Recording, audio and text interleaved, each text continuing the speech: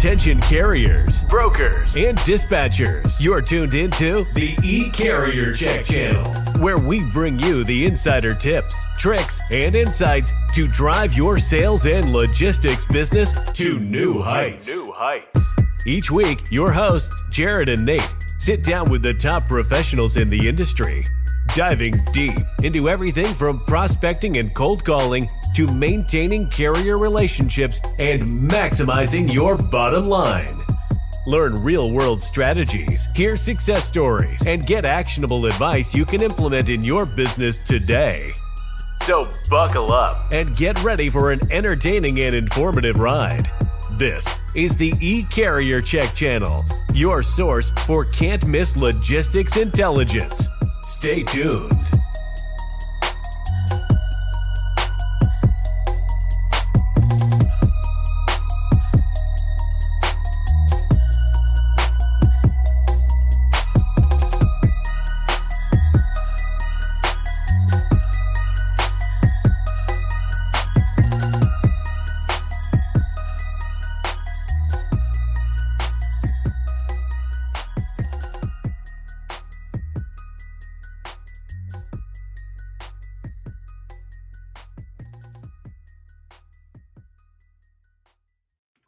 Hey, good morning. Welcome to the eCarrier Check Show. Excited to be here. We got top of the Friday, man. This is it. We got through the week.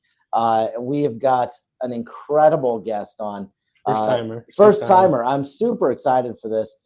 How is it going? Introduce yourself, Lita. What is up? How are you? Good morning. Good morning. Thank you so much for inviting me to your show. I'm very excited. So I'm Lida. I am a former truck driver.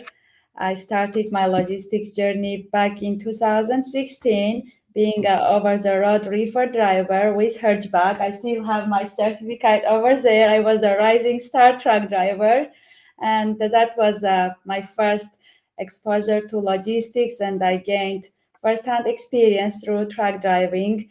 After that, I was a fleet manager, dispatcher of 12 trucks, and the last 4 years, I have been doing freight brokering and coaching students who want to get into logistics and freight brokering world. I also started my AI agency lately that I help with AI in supply chain, manufacturing, tracking, recruiting companies, freight brokerage. So everything about logistics. Oh, that's a mouthful. Yeah. I mean, Yes. woo, there's a lot going on. Yeah, the reason why we got you on is everything you just said. You were in the driver's seat. You did some dispatching. Now you're brokering. Wow. I mean, you really seen it and done it all. Yep, that's me. Wow. Interesting. That's Okay. incredible. Well, I honestly, I kind of want to break down, everything that you talked about. Obviously AI is kind of a hot topic right now. Let's dive into that a little bit and understand what you're doing there with that and understand how you're kind of jumping into that space specific to supply chain and logistics. Yes, for sure. So I partnered with an amazing company, Aslan Advisory, that has lots of experience in that space. And we have been doing some AI automation and robotics in different manufacturing, supply chain, warehouse companies. One of the projects we have worked was a warehouse company that has hazardous materials, and they were trying not to expose people to keep them safe and secure. So we implemented this robotic system to not have any access for people, but still keep the operation going. We have done some conveyors for automobile industry. And I also do lead generation through AI, right, for recruiting companies, freight brokerage companies. I would say it is wide. I'm still trying to kind of find that niche. Of course, it is going to be through logistics and supply chain. So we will see how it will go. It is a new adventure for me, but I'm very excited. I'm learning. Yesterday, we had a training with an amazing person who has been in logistics for 40 years. And he's also teaching about AI and stuff. I will have on my podcast him as a guest next week. So Nice. Yes, it is going really fast, and we have to catch up. That's all I Yeah, can say. Yes. it is going really fast. It almost feels, like it's something that it's almost hard to catch. Yeah. Well, it is calculated that by 2030, AI would be 1.3 trillion dollar industry. So we need to catch up. But this is just the beginning. Yeah, What it yeah, looks like. absolutely. Well, Mhm. I love that you're jumping in feet first, because that's honestly for those people that are watching, or the people that are in this industry that even just haven't started to do some prompting on ChatGPT, or understanding some of what it does and how it does. You just jump in, Yeah. and it's going to be hard to start, but that's the only way you can do it. I love that you take that approach and just kind of dive into everything in my mind, and I love that fearless kind of attitude. Let's jump over to you teach quite a bit of people. You teach them not only your journey, but some of the scars that you've gotten, lessons you've learned, things like that. You've helped how many brokers now get started in the industry? I had over 300 students through group coaching, one-on-one mentorship, and through my Freight Freedom program last year. I started it last year. And of course, that was my kind of secondary business. That's why I didn't put all of my effort there. But it has been an amazing experience. Some of my students, they have seen quite a bit of like good success, which I'm very proud of and excited. And some of my students, of course, they have to put more action, because that's how we get results, right? I can give all the information. I am not keeping anything secret. I can show everything, but I cannot force anyone to put action. And I think that is the most important thing in any business, especially in logistics, because this is, business that you have to put the reps. The more you do it, the easier it gets, and the more opportunities you get. Mhm. Yeah, no, Jared and I were just talking about that before we went live. It's just, you're right. The more you do something, the better you get at it. Just like riding a bike, right? Yep. With you being in that carrier seat, do you help a lot of carriers as well, along with the freight brokers? Yes, I had actually some one-on-one students that they were coming from carrier side. I was helping them to get direct shippers. Some of them, they also opened their freight brokerage, and they were trying to have, of course, the brokerage side and the carrier side.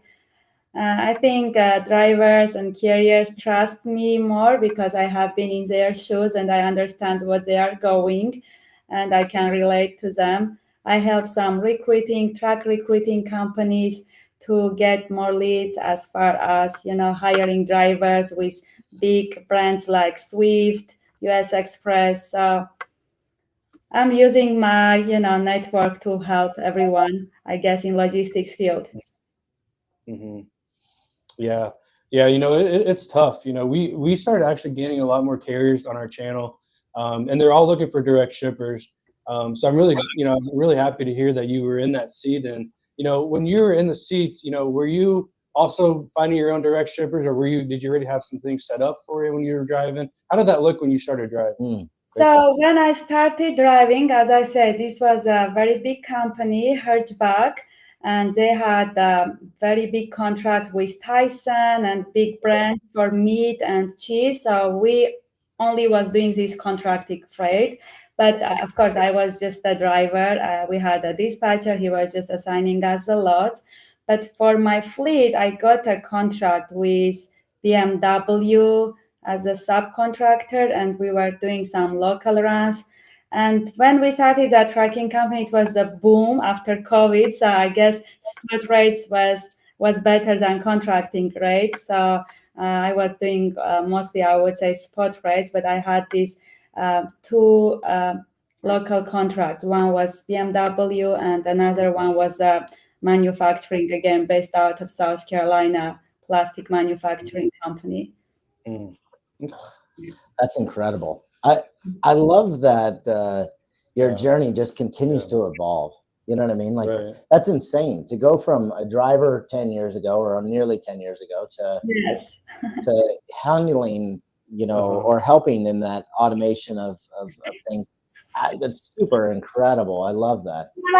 So this certificate, which I'm very proud because people don't believe. So as you can see, it is my name here, and this is Hertzberg, and it is saying Rising Star Gold. I That's love it. that. I'm happy I keep this. This is like very important certificate.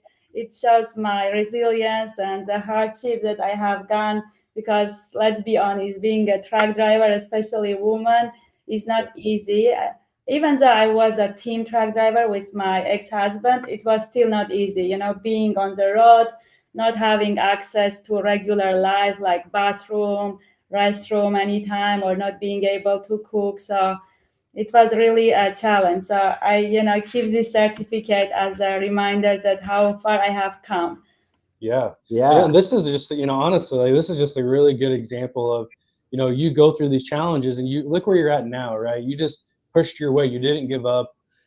So good for you. Keep that thing up there forever, because that really is just a nice reminder where you started and look where you're at. Because, we talked to a lot of carriers, and I talked to quite a bit that, that are single parents. And I'm like, how do you do it? How are you on the road? How do you, get paperwork done, things like that. So it is not easy. So kudos to you and all the drivers out there that are just on the road, Oh man. my It's gosh, tough. incredible. Yeah. Incredible resilience. When you're teaching, for those of you that are watching, we work with a lot of new brokers and carriers as well. What besides action, what is something that they can be doing to just get a little bit better for the rest of this year, or grow their business for the rest of this year? Or what are you seeing that's really important that they keep kind of pushing through? I think most of the time mistakes people do, and I am guilty too, that sometimes when you get few customers, you get so busy that you stop prospecting, you stop reaching out to these decision makers, networking, right, building that relationship. I would say that even like if it is just 1 hour, 2 hour a day, if they already have book a business, just continue connecting through LinkedIn, going to local events, right, networking events, or just doing 10 phone calls. It adds up, because if you do like even 10 calls 5 days a week, in the end of the year you will make like over, I think, 400-500 a call. And of course, making sure that you keep that pipeline coming, because customers might leave, especially for freight brokers, agents. Well, we don't have contracts, right? They can leave anytime, or the business can shut down, or some changes will happen. They will fire the logistics manager that you have been working, which happened to me. And when they fire, I guess you are fired too, because new people come in, they bring their new people. So also very important to build relationship, not only with one person, but few people that you can also continue working with a company if something goes wrong. I think that is most important things when you are trying to grow. Just keep prospecting and try to outsource, whatever is possible. I would say like sales is important to do, but operation, track and tracing, it is possible uh, to outsource and to hire people that you can like continue prospecting and bringing more business. Yeah, that's a really good point, because one bad load, you can lose a customer anytime, whether it's lack of communication or you just didn't give enough information to the carrier. It can just be gone in a second. So you're right. You have to keep calling, prospecting, and just filtering out your pipeline. And that's where I think my next question is, a lot of people struggle with that pipeline. They're not even really sure, should I keep this person here or this customer here? Is this is this a dead lead? There are still a lot of people that are kind of, where do I go with this? You know what I mean, Lita? What kind of, what kind of advice do you have for those that are struggling with their pipeline, or maybe struggling to notice patterns, whether it's carriers or with shippers? What kind of advice do you have for those people? So one thing that came to my mind when you asked this question is sometimes we think that this is a good lead, right? Potential lead, but it is not. So I would say that just being open that any lead might be a good opportunity, because there are companies that are related to each other. There are people that are not putting themselves out there, but they are big guys and they make big decisions. And I have had a couple of those customers that you look their LinkedIn profile, they don't have pictures, they don't connect anyone, but they're checking, they reaching out, they are giving free, they have business, they have a couple of companies actually. So I would say don't be too fast to qualify the customer if it is bad fit or good fit, but just being open, because opportunities can come, and the same customer that was bad fit now might be a good fit in few months or in half year, right? Because business always evolving, projects are coming, they winning government contract, now they need subcontractors.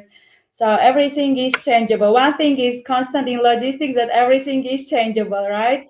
So just being open that any customer can be a potential good customer, but also don't get caught up of like waiting, for that customer or that fee, like that lead that still not there, but also bringing, new leads that can be, turning a customer faster.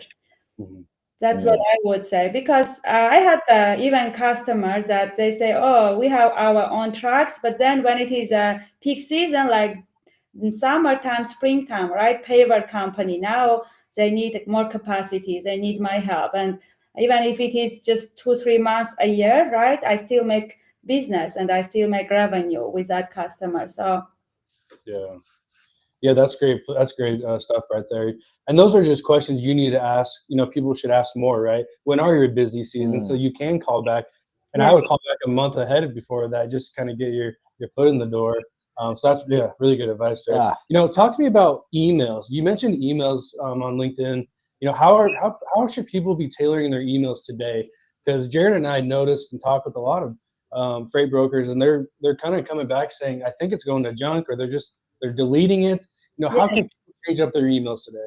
So actually, that's an amazing question. I just learned a few weeks ago about these two great tools that implementing AI. The point is to not have too many emails sent from the same email. So with my AI consultation, I set up email marketing. We basically buying 5 different domains, or we can even do more. And through one domain, we can get up to 5 emails. And from each email, first, of course, we warming it up. And then from each email, we only sending 35 emails. So it makes sure that it is ending up on customers' inbox rather than just using one email and sending bunch of emails and ending up on junk and spam. So that is a main first step that people who doing email marketing need to do first step, because no matter how amazing is your subject line, your email, right? It doesn't matter if it is ending up on junk. So that's what we do through AI, making sure that it is ending up on their inbox. Then, of course, the subject line, because this is the first thing that they will see. And also making sure that we give value first. Of course, it is kind of hard in logistics field because you're thinking, oh, what I should give. But there are different examples, as simple as just sending industry news or something that gives value as a person, right? Or say something nice about them, because these people, they want to have their problems solved. Also, you have to feed their ego. And my top thing is there is this joke, right? That they say the path to man's heart is the food. I believe that the path to shipping manager's heart is being funny, joke, and of course food too sometimes, But as far as the emails, that's what would be like my, best tips, like being able to end it up in inbox rather than just spam or junk, having a great subject line, giving value, and then asking, taking this sales process a little bit slow rather than just trying to gain their business right away. And another top thing, like my students, oh, Lida, he's not answering. No one is answering, but they are opening. I say, when they don't answer, actually, it is a good news, because When they answer, most of the time they will say, no, we are good, take us out from the list, we are all set up. But when they don't answer, they open, it means they're reading your emails. And I had this type of customers. I will email them 4 or 5 times, once a month even. It took me like 5-6 months to land that customer, but out of nowhere, when I keep showing up, being consistent, and they see that I am taking this serious and I'm following up, out of nowhere they will like, hey, can you code this plane, right? And this is an opportunity to show that, okay, I can handle this freight. They gain their trust and get more business. So that would be my main tips for email marketing.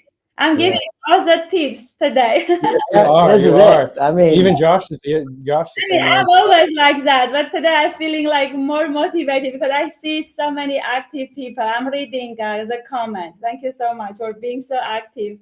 I'm happy to help. Yeah, and Gabe, man, Gabe, this guy here, Gabe Easter, I might have messed up your name, bro. But this guy he hammers the phone, Lita. 50 plus calls a day, probably more than that.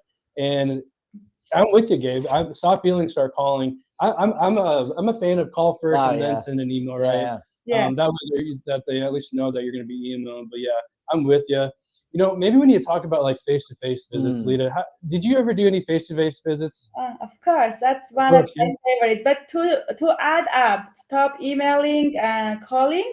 I didn't say that you have to only email. Like the best approach is multi-channel. You have to email. Of course, you have to get the phone and call and introduce yourself. You have to do LinkedIn prospecting, and of course, one of my favorite ones is face-to-face. I'm in a great state, South Carolina, big manufacturing state, especially for automobile, and I'm 1 hour away from North Carolina. Georgia is 2 hours away, so a lot of opportunities just to go and visit.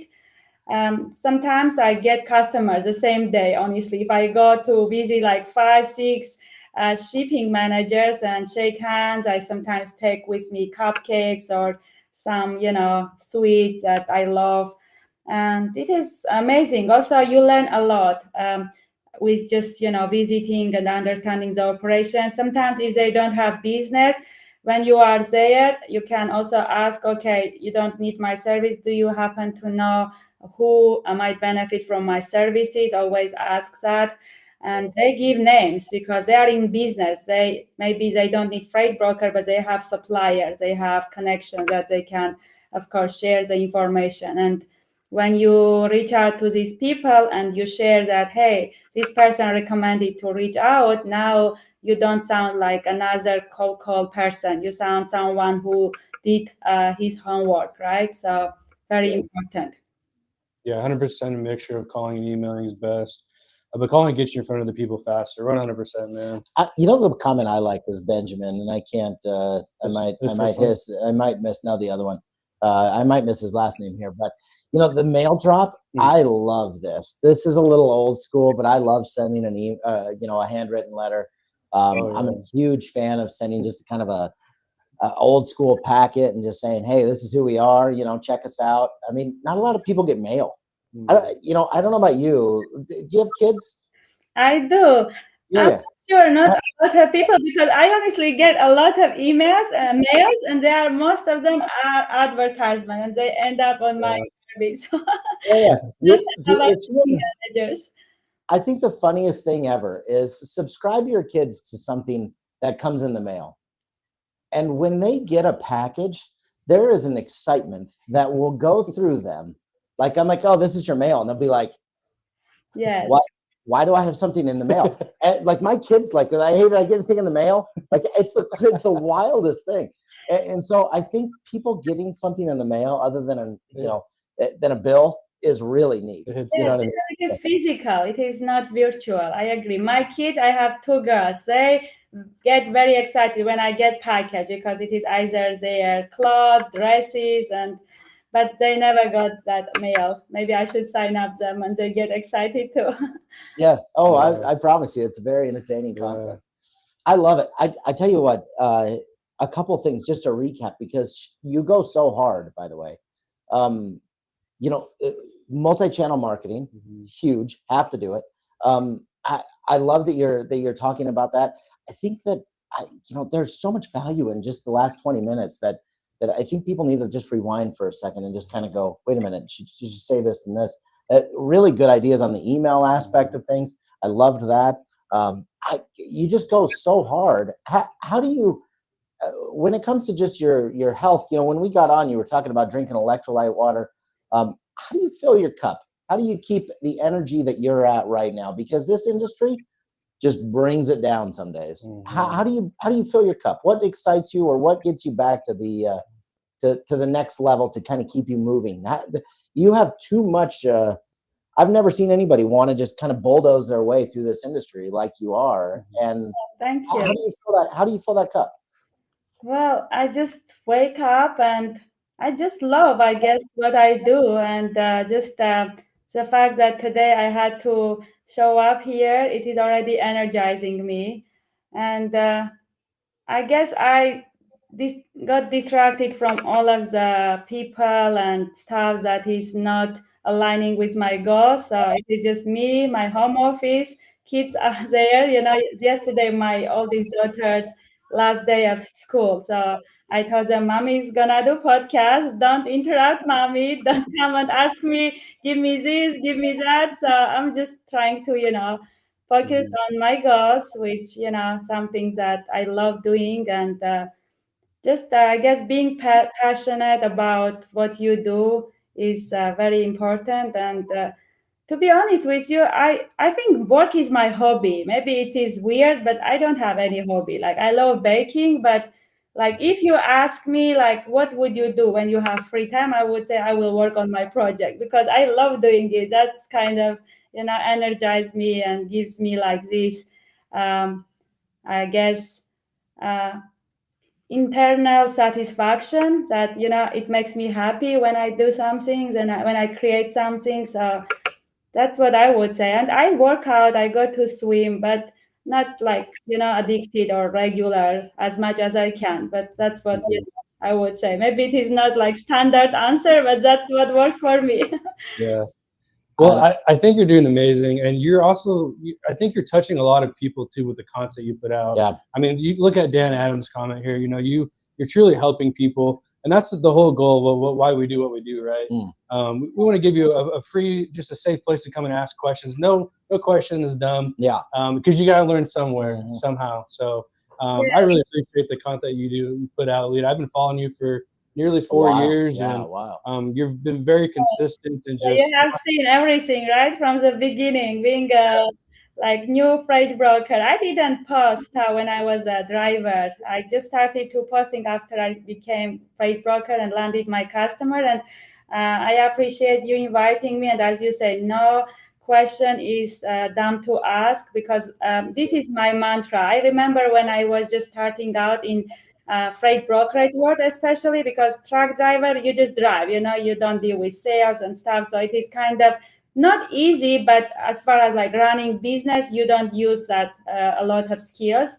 You just, use your driving skills and of course, attention to detail, safety. But when you transition to business, you feel lost, you feel lonely. And I remember when I just started, there were people that didn't help me. And I was like very, feeling like down. But of course, there were more amazing people that just took time to even answer one question that, was kind of life-changing. Or I had my mentor, she would just sit with me and do cold call and helping me. So there are still amazing people that will help, and no question is dumb. And that's why I love sharing. I don't gatekeep, and I love, helping people. Yeah, I love that. How do people get in touch with you, go through your training, just connect with you? Where's the best place to get in touch with you?